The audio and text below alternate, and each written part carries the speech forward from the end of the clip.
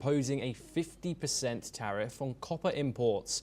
The tariff, announced by President Donald Trump on Wednesday, is justified national security grounds and is set to take effect on August the 1st, according to the president.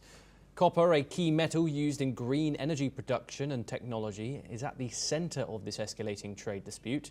China's government has argued that such measures could disrupt global trade and harm both countries.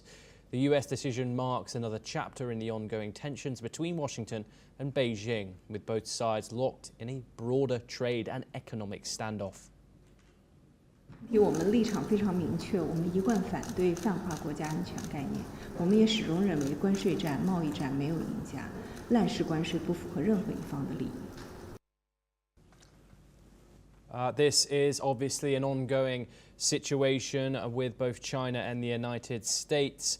They have had trade disputes in the past this year in regards to Donald Trump's tariffs, and Beijing has certainly not been quiet on that. We're now joined by Vibhuti Jha, who's a former Republican Party candidate. She joins us live from New York. He joins us live from New York. Vibhuti, what is your view on this ongoing spat between Beijing and Washington, especially in regards to copper production? These new tariffs announced, a 50% tariff, Vibhuti, has been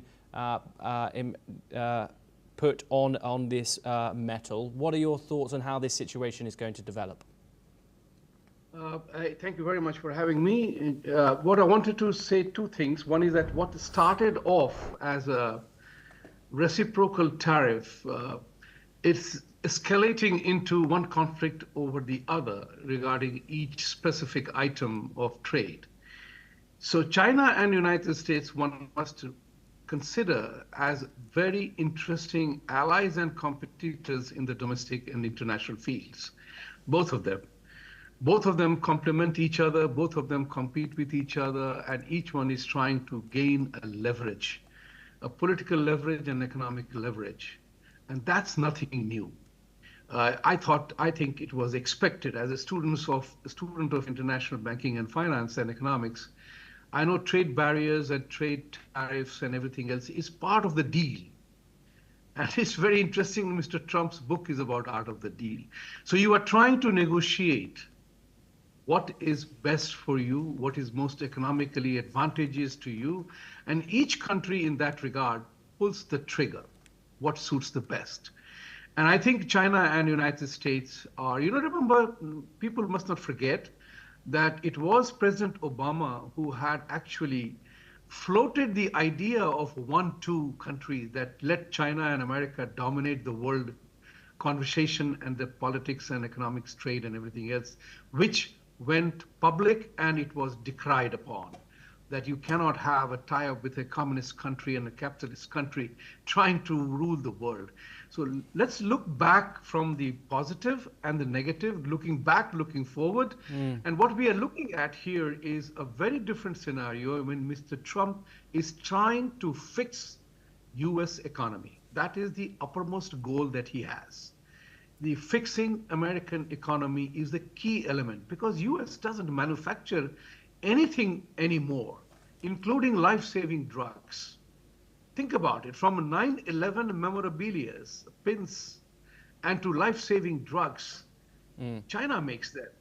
So that's where the supply chain issue that came about, that China threatened that if you play the tariff game, I'm going to choke your supply chain. And that's true.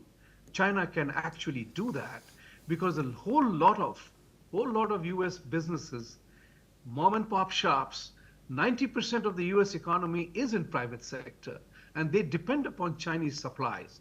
A lot of US manufacturing has indeed moved to China.